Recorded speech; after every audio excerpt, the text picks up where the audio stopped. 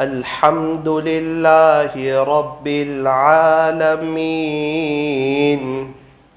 حمدا كثيرا طيبا مباركا فيه كما يحب ويرضى.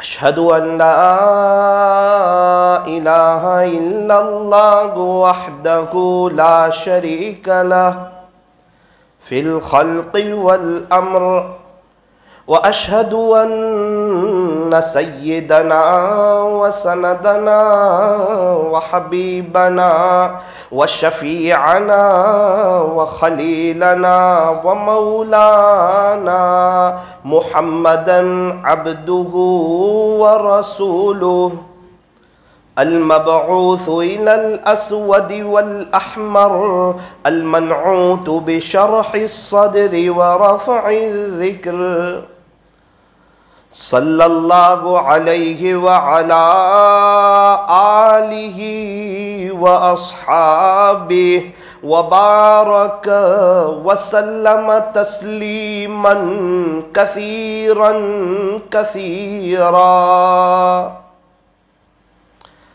أما بعد فأعوذ بالله من الشيطان الرجيم. بسم الله الرحمن الرحيم. يا أيها الذين آمنوا ادخلوا في السلم كافة. وقال الله تبارك وتعالى: يا أيها الذين آمنوا قوا أنفسكم وأهليكم نارا.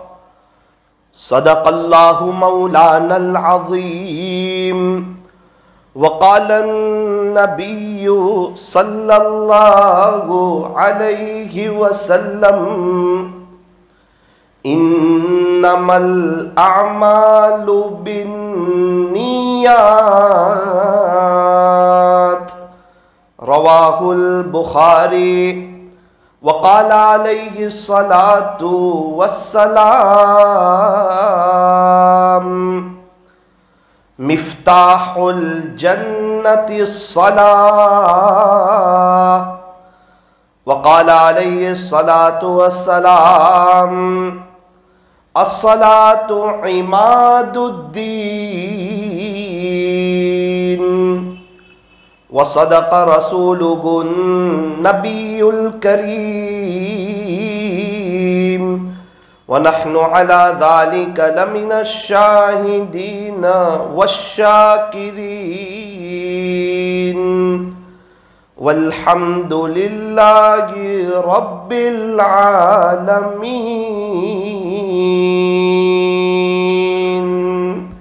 محبت سے درود شریف پڑھ لیجئے.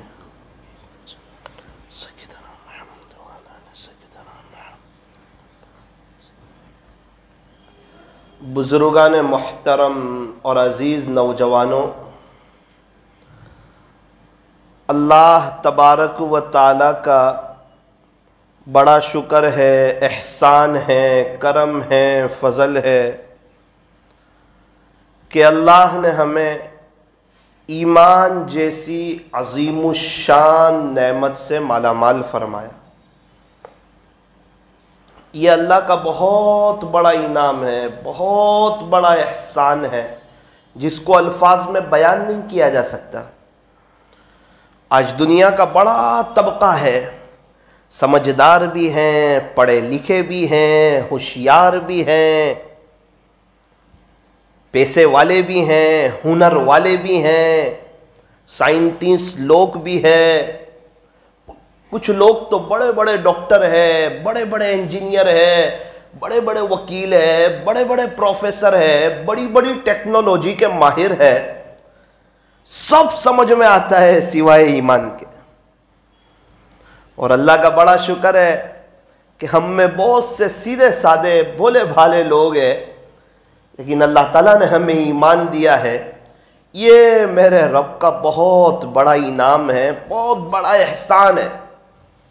اگر ایمان نہ دیا ہوتا تو شاید ہماری اور جانوروں کی زندگی میں کوئی فرق نہ ہوتا، پاکی صافی کا ہمیں علم نہ ہوتا، اور کیا جمعہ اور کیا اذان اور کیا جمعہ کی بہاریں اور کیا عیدین اور کیا رمضان اور کیا 15ویں شعبان اور کیا اسلامی لباس اور کیا قرآن شریف اور کیا نبی، کیا اللہ، کیا ایمان والے، کیا اللہ والے، کیا دینی مجلسیں، کیا اللہ کے نام کا مزہ، کچھ بھی پتہ نہیں ہوتا۔ دنیا بھی بے چینی میں گزرتی، پریشانی میں گزرتی، حالات میں گزرتی، تکلیفوں میں گزرتی۔ ایمان بہت بڑی نعمت ہے۔ بڑی سے بڑی مشکل آ جائے، بڑی سے بڑی پریشانی آ جائے، بڑی سے بڑی تکلیف آ جائے، بڑے سے بڑے حالات آ جائیں، کچھ ہی وقت میں ایمان والا مطمئن ہو جاتا ہے۔ اور جس کے پاس ایمان نہ ہو نا، وہ مطمئن نہیں ہوتا، وہ پریشان ہو جاتا ہے۔ ہم نے دیکھا ہے ایمان والا کیا کہتا ہے، بھائی یہ میرے مقدر میں لکھا تھا۔ یہ اتنا بڑا اور اتنا وزنی جملہ ہے کہ میرے مقدر میں لکھا تھا اور ہر حال میں اسے ہونا ہی تھا، یہی تقدیر تھی۔ اور اچھی اور بری تقدیر یہ اللہ ہی کی طرف سے ہوتی ہے، والقدر خیرہ وشرہ من اللہ تعالی۔ اور غیر کیا کہتا ہے، یار ایسا ہو گیا اور ایسا نہ کرتے تو ایسا نہ ہوتا، یہ سب ہماری اس کی وجہ سے ہوا، ہماری پلاننگ کی کمی کی وجہ سے ہوا۔ وہ 2 3 4 سال تک بھی اس کا زخم نہیں بھولتا۔ ہمارے نوساری میں مارکیٹ میں آگ لگ گئی، لوگوں کا کروڑوں کا نقصان ہو گیا، بہت سے مسلمانوں کی زیادہ دکانیں ہیں، لوگ وہاں پر حالات میں آ گئے، تکلیفوں میں آ گئے۔ ابھی آگ تو جل رہی ہے، کچھ دیر ہوا، تھوڑی سی تکلیف ہوئی، پھر کیا کہنے لگے، مقدر میں یہی لکھا تھا۔ بس یہ جملہ کہہ کر کے ریلیکس ہو گئے کہ جتنا نقصان مقدر میں لکھا ہے ہر حال میں ہونا ہے۔ اور یہی جس کے پاس ایمان نہیں تھا وہ کیا کہہ رہے تھے، یار ہمیں پتا ہوتا، ہم اپنا سامان پہلے سے رات میں نکال لیتے، کچھ پیسے نکال لیتے، یہ کیا ہو گیا، اب ہمارا کیا ہوگا، اب ہمارے کھانے کا کیا ہوگا، اب ہمارے گھر کا نظام کیا چلے گا، کیسے چلے گا، یہ پریشانی، ڈپریشن، اور آج تک اس کا افسوس۔ اور جن کے پاس ایمان ہے وہ تو سب بھول گئے، وہ کہنے لگے مقدر میں لکھا تھا، جو لکھا تھا وہ ہوا۔ ہمارے قریبی رشتہ دار، ان کی بھی دکان اس میں تھی، ساری چیزیں ختم ہو گئی، الحمدللہ اللہ کا قرآن رکھا تھا، اس کو ایک آنچ نہ آئی، ایک دم صحیح سالم۔ لوگ جمع ہو گئے، آس پاس کے لوگ جمع ہو گئے، سب کو بتایا دیکھو ساری چیزیں جل گئی ہے، لیکن یہ اللہ تعالیٰ کبھی کبھار اپنی قدرت کو ظاہر کر دیتے ہیں اور اللہ کی نشانیوں کو بلند کر دیتے ہیں، اور کس میں کامیابی ہے اللہ تعالیٰ وہ ہمیں سمجھا دیتے ہیں۔ الحمدللہ قرآن شریف جو تھا وہ صحیح سالم۔ اللہ کریں کہ اسی اللہ کے قرآن سے ہمیں محبت ہو جائے، پیار ہو جائے، ہم بھی عاشق قرآن ہو جائیں، قرآن شریف کے پڑھنے والے ہو جائیں، قرآن شریف کے دیوانے ہو جائیں، قرآن شریف سے محبت کرنے والے ہو جائیں، اپنا کوئی وقت طے کریں اللہ کے قرآن کے لیے۔ ہم نے دیکھا ہے وقت طے ہوتا ہے، قرآن شریف کی تلاوت آسان ہو جاتی ہے، وقت طے نہ ہو شیطان ٹال مٹول کروا دیتا ہے، آگے پیچھے کروا دیتا ہے۔ ہمارے یہاں ایک ڈاکٹر صاحب تھے، روزانہ 2 پارے پڑھتے۔ میں نے پوچھا وجہ، بولے میں نے وقت طے کر لیا کہ دوپہر میں 4 سے 5 مجھے 2 پارے اللہ کا قرآن پڑھنا ہے۔ 5 سال ہوئے، ناگا نہیں ہوا، وقت آتا ہے مجھے یاد آ جاتا ہے کہ اس وقت مجھے اللہ کا قرآن پڑھنا ہے۔ ہمارا ناشتہ آگے پیچھے نہیں ہوتا، دوپہر کا کھانا آگے پیچھے نہیں ہوتا، رات کا کھانا آگے پیچھے نہیں ہوتا، دکان کا شیڈیول آگے پیچھے نہیں ہوتا، چائے کا وقت آگے پیچھے نہیں ہوتا، سونے کا وقت آگے پیچھے نہیں ہوتا، اٹھنے کا وقت آگے پیچھے نہیں ہوتا۔ کیوں؟ ہر چیز کا شیڈیول بنا ہوا ہے، نمازوں کا بھی شیڈیول ہے، ماشاءاللہ وقت پر ہو جاتی ہے۔ تو اس سے پتا چلا دینی یا دنیاوی جس چیز کا شیڈیول بنا ہوا ہو، نظام الاوقات ہو، وہ چیز وقت پر آسان ہو جاتی ہے۔ اللہ کرے میرے اور آپ کا قرآن کا بھی کوئی نظام الاوقات ہو جائے، آپ یقین مانے روزانہ تلاوت ہوگی، آخرت کی تیاری ہوگی، نیکیوں کا انبار لگے گا۔ قرآن شریف کل قیامت کے دن یہ میرے اور آپ کے حق میں سفارشی بن جائے گا۔ جب عذاب کی چیزیں قریب آئے گی، یہ عذاب کی چیزوں کو قریب آنے نہیں دے گا، یہ اللہ کے پاس جا کر کے لڑے گا، جھگڑا کرے گا کہ اللہ یہ شخص جو تھا نا، یہ دنیا میں مجھے پڑھتا تھا، میرا حق ادا کرتا تھا، میرے لیے وقت نکالتا تھا، اس کے پاس ساری مشغولی کے باوجود میرے لیے وقت تھا، اللہ جی آج اس کو نجات دے دیجئے۔ پھر کیا ہوگا؟ وہ قرآن کی برکت سے اللہ تعالیٰ اس کو عذاب سے نجات عطا فرمائیں گے۔ تو قرآن وہ چیز ہے، یہ ہماری دنیا بنائے گا، قبر بنائے گا، حشر بنائے گا، پل صراط بنائے گا، پل صراط پر سے آسانی سے گزروائے گا۔ اور یہ قرآن کریم ہمارا ایسا سچا دوست ہے، یہ جب تک ہمیں جنت میں نہ پہنچا دے وہاں تک یہ رکے گا نہیں۔ قرآن سے دوستی کرو، قرآن سے کمپنی بناؤ، قرآن سے یاری لگاؤ، ہر حرف پہ 10 نیکی۔ کس کو کہتے ہیں؟ یہ کوئی روپیے پیسے کی بات نہیں چل رہی، یہ کوئی منڈی تجارت کی بات نہیں چل رہی، یہ کوئی پاؤنڈ ڈالر کی بات نہیں چل رہی، یہ کوئی درہم یورو اور دنانیر کی بات نہیں چل رہی، یہ نیکیوں کی، آخرت کی کرنسی کی، خدا کے دربار میں کام آنے والی چیز کی بات چل رہی ہے۔ وہ کیا ہے؟ فرمایا کہ وہ قرآن شریف کی تلاوت ہے۔ ایک حرف پہ 10 نیکی، کم سے کم بتا رہا ہوں، الحمد 50 نیکی فوراً لکھ دیا جاتا ہے۔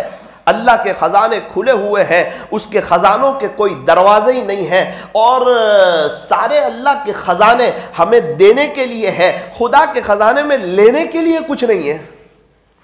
اور اللہ تعالیٰ ہر وقت، ہر گھڑی، ہر آن، ہر لمحہ اپنے بندے کو دینے کے لیے، نوازنے کے لیے تیار ہے۔ اور جو اللہ کے قریبی لوگ ہیں، سمجھدار لوگ ہیں، ہوشیار لوگ ہیں، عقل مند لوگ ہیں، چالاک لوگ ہیں، دنیا کی محبت ان کے دلوں سے نکلی ہوئی ہے، دنیا کی کوئی اہمیت ان کی نظر میں نہیں، دنیا ان کو بڑی بری اور بدصورت لگتی ہے۔ ہمیں تو جوان خوبصورت لگتی ہے، خدا کے عاشقوں کو یہ بڑی بری لگتی ہے، بدصورت لگتی ہے۔ کبھی بھی اس سے دل نہیں لگاتے، بلکہ آخرت کو دل و دماغ پر سوار کرتے ہیں، آخرت کی تیاری کرتے ہیں۔ ہاں، آخرت کے ارادے پر اللہ دنیا دیتا ہے، لیکن دنیا کے ارادے پر خدا آخرت نہیں دیتا ہے۔ آخرت کے ارادے پر اللہ دنیا دیتا ہے، عافیت کے ساتھ دیتا ہے، رحمتوں کے ساتھ دیتا ہے، برکتوں کے ساتھ دیتا ہے، عزتوں کے ساتھ دیتا ہے، پیر پڑی دیتا ہے، لیکن دنیا کے ارادے پر اللہ آخرت نہیں دیتا۔ اس لیے فرمایا کہ دنیا میں رہنا ہے، محنت کرنا ہے، کوشش کرنی ہے، تجارت کرنی ہے، منع نہیں ہے۔ کاروبار کرنا کوئی تقوی کے خلاف نہیں ہے، کرنا ہے کاروبار، تو حلال روزی تو کمانی ہے، لیکن کاروبار پہ اپنی نظر کی حفاظت کرنی ہے، کاروبار میں اپنے زبان کی حفاظت کرنی ہے، کاروبار میں جھوٹ نہیں بولنا، دھوکہ نہیں دینا، تانا نہیں دینا، کسی کو بیجا کسی کو لوٹنا نہیں ہے، کسی کو پریشان نہیں کرنا ہے، عیب بتائے بغیر سامان نہیں بیچنا ہے، کاروبار کی وجہ سے نماز کو آگے پیچھے نہیں کرنا ہے، کاروبار کی وجہ سے اگر حج فرض ہے حج کو آگے پیچھے نہیں کرنا، کاروبار کی وجہ سے زکوٰۃ کو آگے پیچھے نہیں کرنا، کاروبار کی وجہ سے چندے والوں کی بے ادبی نہیں کرنی۔ نہ دینا اور چیز ہے، لیکن جھڑک دینا، برا بھلا کہہ دینا، یہاں کیوں آ گئے یہ کہہ دینا، یہ اچھی بات بھی نہیں ہے۔ ہم لوگ اپنے بچوں کے لیے محنت کرتے ہیں، کچھ لوگ ہیں جو مسلمانوں کے بچوں کے لیے محنت کرتے ہیں، کوششیں کرتے ہیں، قربانیاں دیتے ہیں۔ اللہ تبارک و تعالی ہمیں صحیح سمجھ عطا فرمائے۔ میں یہ عرض کر رہا تھا کہ اللہ تعالیٰ نے ہمیں ایمان دیا ہے، اس پر مستقل اللہ تعالیٰ کا شکر ادا کرنا چاہیے اور ایمان کے پیچھے محنت کرنی چاہیے۔ ہمارے یہاں ماشاءاللہ ایک عمومی محنت چل رہی ہے، دعوت و تبلیغ کی مبارک محنت ہمارے یہاں چل رہی ہے، مسجد وار جماعت بھی بیٹھتی ہے، گشت بھی ہوتا ہے، ملاقاتیں بھی ہوتی ہے، اللہ کے راستے میں لوگ جاتے بھی ہیں۔ 3 دن کے لیے لوگ جاتے ہیں، 3 دن اللہ کے گھر میں سوتے ہیں۔ کوئی معمولی چیز ہے اللہ کے گھر میں سونا؟ کوئی آسان بات ہے؟ ہم کسی سے ناراض ہو کسی کو اپنے گھر میں سلاتے ہیں, کسی کو اپنے گھر میں جگہ دیتے ہیں؟ نا نا نا, ہم جس سے ناراض ہو اس کو اپنے گھر میں نہیں بلاتے. اللہ جس سے ناراض ہو کیا اس کو اپنے گھر میں سونے کی توفیق دے گا؟ اللہ کے گھر میں سونا, تہجد میں اٹھ کر گرم گرم آنسو بہانا, حضور علیہ السلام کی امت کے لیے تڑپنا, رونا, بے چین ہونا, آہیں بھرنا, امت کا کیا ہوگا؟ فکر نبی جس کے سینے میں ہے وہ مدینے میں نہ ہو کر بھی مدینے میں ہے, اور فکر نبی جس کے سینے میں نہیں ہے وہ تو مدینے میں ہو کر بھی مدینے میں نہیں ہے. نبی والی فکر, نبی والی تڑپ, نبی والی قرآن اور دین کے کسی بھی حق کام کی, کام کرنے والوں کی بات نہیں کر رہا ہوں, دین کے کسی بھی حق کام کی اگر حقارت دل میں آ جائے تو اس کے ایمان کے لالے پڑ سکتے. کام کرنے والوں کو بھی حقیر نہیں سمجھنا ہے, وہ فرشتے نہیں ہیں, وہ انسان ہیں, ان سے غلطیاں ہوگی. یہ کام کوئی فیکٹری نہیں ہے کہ یہاں سے ڈالو شرابی تو یہاں سے نکلے گا جنید بغدادی. وہ آہستہ آہستہ لوگ سنتے جائیں گے, سیکھتے جائیں گے, آگے بڑھتے جائیں گے, اللہ کی طرف آتے جائیں گے, ایک جذبہ پیدا ہوتا ہے. ہم نے دیکھا کچھ جگہوں پر اللہ تعالیٰ جانے کا اتفاق عطا فرماتے ہیں, تو میں دیکھتا ہوں, لوگوں سے ملتا ہوں, بات چیت کرتا ہوں, عجیب اتفاق دیکھا. یہ کچھ وقت میں 5 سال کے اندر جہاں جہاں سفر میں جانا ہوتا ہے, اکثر جگہ پر میں نے دیکھا جو دعوت و تبلیغ کے ذمہ دار لوگ ہیں, پرانے ساتھی ہیں, ان کے بچے مجھے حافظ عالم ملے. جہاں جہاں گیا, ابھی قریب میں 1 مہینے کے قریب جام نگر گیا, ایک شخص کو میں نے دیکھا, وہاں کے ذمہ دار ساتھی, پرانے ساتھی, پیر میں تکلیف, پیر سے معذور, بیٹھے ہوئے, چہرے پہ نورانیت تھی. چچا کیا کرتے ہو؟ الحمدللہ.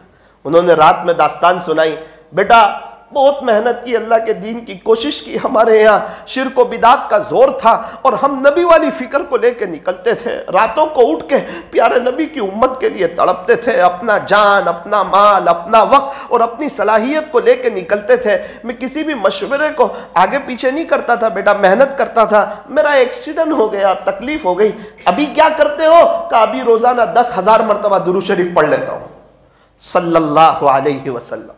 اوہ, جب دین اندر اترتا ہے نا, حق بات سمجھ میں آتی ہے نا, یہ چیز انسان کو خالی نہیں بیٹھنے دیتی, یہ چیز آخرت کی تیاری کرواتی ہے. چچا بچے کیا کرتے ہیں؟ بیٹا آؤ ملاقات کرو. پہلے بیٹے نے ملاقات کی, یہ مفتی صاحب ہے, بولے بڑے. دوسرے بیٹے کو کہا آپ بھی آ کے ملاقات کرو, یہ بھی مفتی صاحب ہے, ان سے چھوٹے ہیں. تیسرے بیٹے نے آ کے ملاقات کی, کہا آپ بھی ملاقات کرو. آہستہ سے کہا مولانا یہ بھی مفتی صاحب, تیسرے بیٹے, یہی میرا سرمایہ ہے, یہ میری کمائی ہے.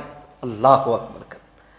جب انسان اللہ کے راستے میں جاتا ہے اور حلقوں میں بیٹھتا ہے اور قرآن شریف کو سنتا ہے اور دیکھتا ہے نا, مجھے تو پڑھتے نہیں آتا, میری زبان نہیں ولتی ہے, اس کا دل اندر سے روتا ہے, اسی گھڑی اس کی نیتیں ہوتی ہے, میں تو نہ پڑھ سکا, اپنے بچوں کو ضرور پڑھاؤں گا.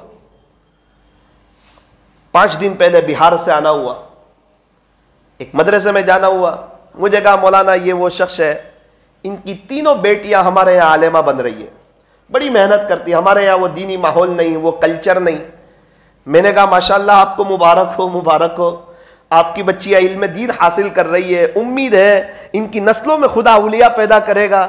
جب مائیں عالمہ ہوتی ہیں, اچھی تربیت کرتی ہیں, موقع موقع پر دعائیں سکھاتی ہے, اپنے بچوں کو جنت کا تذکرہ کرتی ہے, بھوت سے اور چیزوں سے نہیں ڈراتی, اور اپنے بچوں کو, وہ جب بچے ماؤں کو نماز پڑھتے دیکھتے ہیں, وہ بچے سجدہ کرتے ہیں, وہ بچے بھی تسبیح پڑھتے ہیں, وہ بچے بھی اللہ کا ذکر کرتے ہیں. جب ماں باپ کے اندر دینداری ہوتی ہے نا, وہ بچوں میں منتقل ہوتی ہے دینداری. کہا مولانا میری 3 بیٹی نہیں 4 بیٹی ہے, ایک 14 سال کی, ایک 12 سال کی, ایک 10 سال کی. الحمدللہ, اللہ تعالیٰ کا شکر ہے, وہ تینوں عالمہ بن رہی ہے, ایک کا کچھ آخری سال ہے اور 2 بچیاں بھی پڑھ رہی ہے, ایک بیٹی 8 سال کی ہے. مولانا صاحب انشاءاللہ 1-2 سال میں وہ بھی مدرسے میں آ جائے گی. دوسرا سوال پوچھا, آپ تو ایسے علاقے میں رہتے ہیں, دور دراز جنگل, یہاں آپ کو کیسے جذبہ ہوا کہ آپ اپنی بیٹیوں کو علم دین سکھائیں؟ کہا مولانا ہم تو جاہل، غفلت میں ہماری زندگی گزری، ہمیں آتے جاتا کچھ نہیں، دعوت و تبلیغ کی مبارک محنت سے جڑے، دینی مذاکرے کو سنتے، ایمان اور یقین کی باتوں کو سنتے، بس وہی چیزیں ہمارے دل کے اندر لگی اور ہمارے دل کے اندر گھر کری، اور ہم نے سوچا کہ ہم تو نہ پڑھ سکے لیکن انشاءاللہ ہم اپنے بچوں کو ضرور پڑھائیں گے۔ ہمارے نوساری میں ایک چچا کہتے ہیں کہ میں آیا کہاں سے؟ شہادہ سے۔ ہمارے یہاں بہت شرک و بدعت، عجیب و غریب ماحول، ہم نوساری آئے، ہمیں ماحول ملا، دیکھا ہے ماشاءاللہ یہاں مسجد وار جماعتیں بیٹھتی ہے، گشت ہوتا ہے، ملاقاتیں ہوتی ہے، ہم نے بھی تھوڑا جڑنا شروع کر دیا، تعلیم میں بیٹھنے لگے، حلقوں میں بیٹھنے لگے، دین کی باتیں ہمارے کانوں کے راستوں سے دل پر جانے لگی، اور پتھر کے اوپر پانی گرتا ہے نا، ایک وقت آتا ہے سوراخ ہوتا ہے، اس چیز نے ہمارے دل پہ سوراخ کیا۔ مولانا مجھے قرآن پڑھنا نہیں آتا تھا، میں نے فٹ سے اپنے بچے کو اٹھایا، ایک مدرسے میں رکھا کہ بیٹا میں تو نہ پڑھ سکا لیکن تو اللہ کا قرآن سیکھ۔ الحمدللہ میرا بیٹا حافظ ہو گیا۔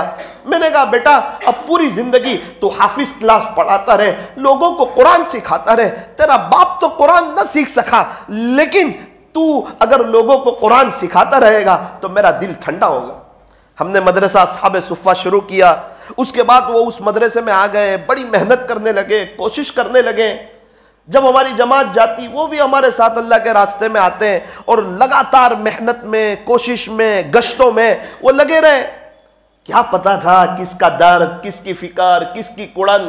لاسٹ ہمارے ساتھ وہ کچھ بوجھ کے چلے میں تھے، تہجد میں ان کی رونے کی آواز بلند ہو جاتی، پکار پکار کر کے روتے ہیں کہ اللہ میرا کیا ہوگا، مجھے تو قرآن پڑھنا آتا نہیں، میری زندگی تو غفلت میں گزری، ہم تو شرک و بدعت کے ماحول میں تھے، اللہ کے دین سے بہت دور تھے، یہ نبی والی فکر، نبی والا درد اور یہ نبی والا غم، یہ ہمیں تو کچھ پتہ نہیں تھا۔ جو اللہ والوں نے محنت کی، خواجہ صاحب نے، پیران پیر نے، بایزید بستامی نے، جنید بغدادی نے، فضیل بن عیاض نے، بشر حافی نے، ہمارے حضرت خواجہ دانا صاحب رحمت اللہ علیہ نے، کہاں کے رہنے والے، کہاں آ کر آرام فرما رہے، کیا ضرورت تھی صورت آنے کی؟ یہی بات تھی اللہ کا دین زندہ ہو جائے اور سب لوگ نمازی ہو جائیں اور پوری دنیا میں امن و امان قائم ہو جائے۔ اللہ اکبر، یہی جذبہ لے کر کے، یہی نبی والی فکر، یہی نبی والا درد، یہی نبی والا غم، یہی نبی والی کوڑن کو لے کر کے ہمیں بھی دنیا بھر میں جانا ہے، اپنی اصلاح کی نیت سے جانا ہے، ہمیں تو بیرون بھی جانا ہے اندرون بنانے کے لیے، اور بڑی محبت کے ساتھ اور بڑی عظمت کے ساتھ اس مبارک محنت کو کرنا ہے۔ انشاءاللہ خدا ہماری نسلوں میں بھی ہیرے پیدا کرے گا، لال پیدا کرے گا۔ اللہ اکبر کبیرہ۔ فوراً جواب دیا، مولانا دعوت و تبلیغ کی مبارک محنت سے جڑے ہیں، اور ہماری 3 بچیاں جو ہیں مدرسے میں پڑھ رہی۔ ڈانگ ضلع میں جانا ہوا، ڈانگ ضلع میں ایک شخص سے ملاقات ہوئی، کیا کرتے ہو؟ کہا مولانا الحمدللہ 8 بچے ہیں۔ کیا کرتے ہیں؟ کہا 6 حافظ قرآن ہو گئے، 7ویں کے 22 پارے ہو گئے، 8ویں کا 4تھا پارہ چل رہا ہے، دعا کیجئے آپ۔ کیا بات دل پہ لگی؟ سب بچوں کو پڑھا لیا، تاج ہی تاج پہنو گے، آخرت بنا لی۔ کہا ہم تو بہت دین سے دور تھے، بس یہ اللہ کے دین کی محنت آئی، اس محنت میں ہم لگے، 3 دن ہمارے لگنے لگے، ہماری سوچ، ہمارے جذبے، ہماری نیت، ہمارے ارادے چینج ہونے لگے، اور وہ ساری چیزیں ہمارے بچوں میں منتقل ہونے لگی۔ میرے عزیزو، کام تو چل رہا ہے، کرنے والے کر رہے ہیں، محنت کرنے والے محنت کر رہے ہیں، کوشش کرنے والے کوشش کر رہے ہیں۔ سوال یہ ہے کہ وہ ہماری قبر میں آنے والے نہیں ہیں اور ہم ان کی قبر میں جانے والے نہیں ہیں۔ ان کی وجہ سے ہماری مغفرت نہیں ہونے والی، ہماری وجہ سے ان کی مغفرت نہیں ہونے والی۔ وہ کمائے تو ہمارا گھر نہیں چلے گا، ہم کمائے تو ان کا گھر نہیں چلے گا۔ وہ کمائیں گے ان کا گھر چلے گا، ہم کمائیں گے ذریعے کے طور پہ ہمارا گھر چلے گا۔ وہ اگر ملاقاتیں کریں گے، محنت کریں گے، گشتوں میں جائیں گے، اللہ کے دین کی محنت کریں گے، ان کی زندگیوں میں دین آئے گا، ان کی نسلوں میں دین آئے گا، اللہ ان پر مہربان ہوگا، اللہ کی مدد ان کے ساتھ ہوگی، غیبی تائید اور نصرت ان کے ساتھ ہوگی۔ ان تنصر اللہ ینصرکم، اگر تم اللہ کے دین کی مدد کرو گے تو وہ اللہ تمہاری مدد کرے گا۔ اللہم انصر من نصر دین محمد صلی اللہ علیہ وسلم۔ پیارے اللہ آپ اس کی مدد فرمائیے جو دین محمد صلی اللہ علیہ وسلم کی مدد کرتے ہیں۔ اللہ کے دین کی مبارک محنت آبادی کے لیے ہے، بربادی کے لیے نہیں ہے، آگے بڑھانے کے لیے ہے، پیچھے لے جانے کے لیے نہیں ہے، یہ ہماری ترقی کے لیے ہے، یہ ہماری اصلاح کے لیے ہے، یہ ہماری تربیت کے لیے ہے۔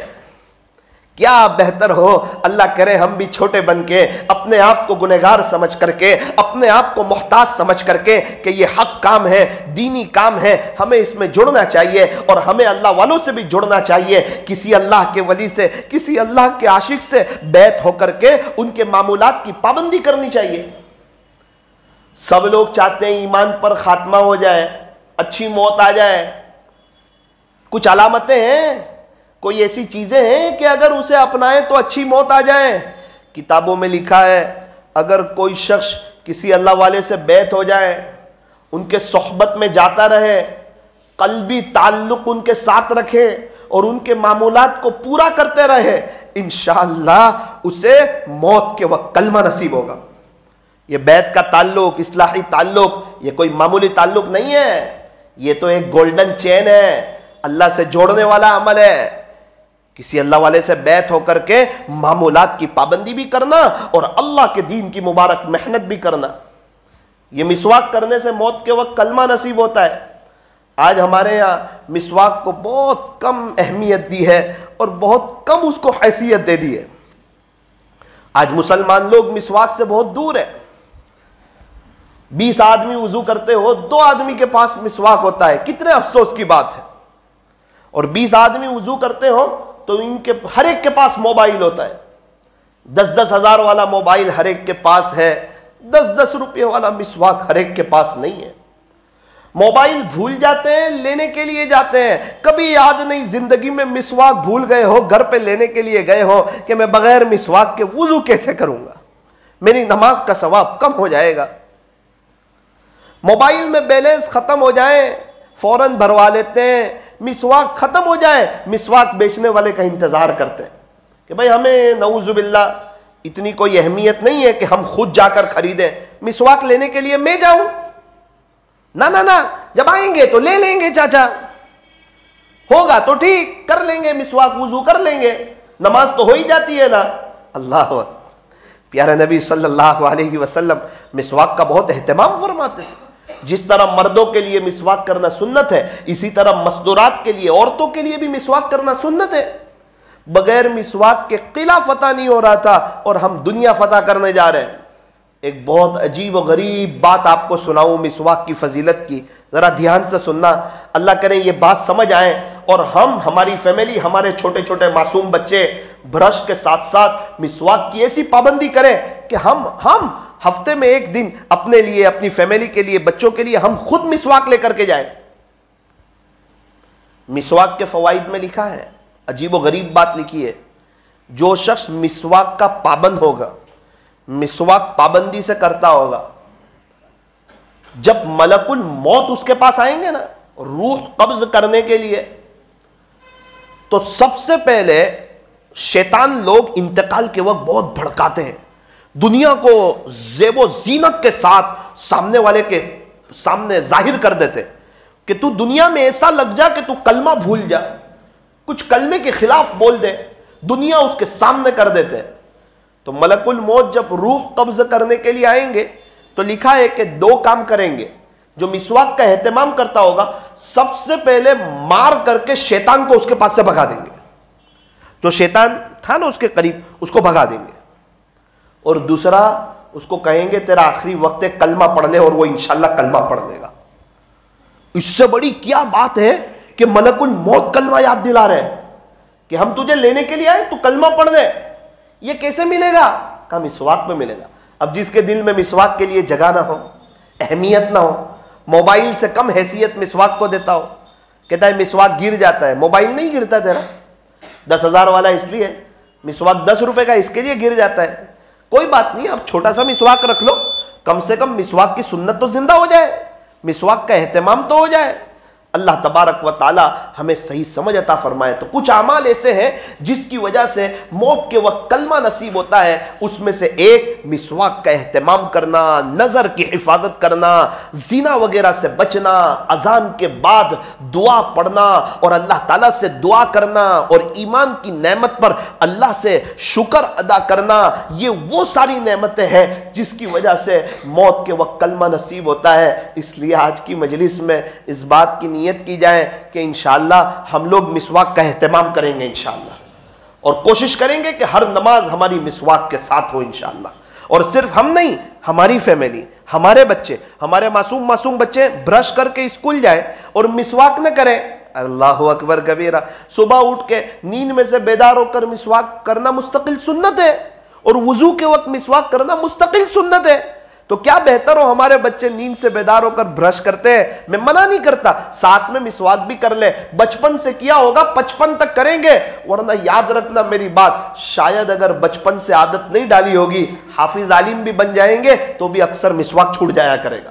جو چیز کی عادت بچپن سے ہوتی ہے نا وہ 55 تک چلتی ہے، چائے کی عادت بچپن سے ہوتی ہے 55 تک چلتی ہے، برش کی عادت بچپن سے ہوتی ہے 55 تک چلتی ہے، مسواک کی اور نمازوں کی عادت اگر بچپن سے ہوگی انشاءاللہ 55 تک چلے گی۔ اسی لیے کہتے ہیں بچے چھوٹے ہو تو اسلامی لباس پہناؤ تاکہ ہمیشہ اسلامی لباس پہنے، ان کے سر پہ ٹوپی پہناؤ تاکہ ہمیشہ ٹوپی کی محبت اس کے دل میں رہے، اور اس کے انگریزی بال نہ کٹواؤ تاکہ بڑا ہو کہ کبھی بھی انگریز کے طریقوں پر نہ چلے، ورنہ اگر اللہ کا نافرمان ہوگا تو وہ ہمارا بھی نافرمان ہوگا۔ جو اللہ کا نافرمان ہو وہ کسی کا فرما بردار نہیں ہوتا۔ میرے عزیزو، ٹوپی والا والو، یہ وقت ہے، سوچنے کا وقت ہے، آخرت کی تیاری کا وقت ہے، توبہ کرنے کا وقت ہے، یوٹن لینے کا وقت ہے، سمجھدار بن جانے کا وقت ہے، اور اللہ کے دین کے خاطر مر مٹنے کا، اور اللہ کے دین کو اوڑھنا بچھونا بنانے کا، اور اپنی ہمیشہ کی آخرت کو بنانے کے لیے یہ دنیا کی زندگی ہے۔ اللہ تعالی ہمارے بیٹھنے جمع ہونے کو اور اس بارے میں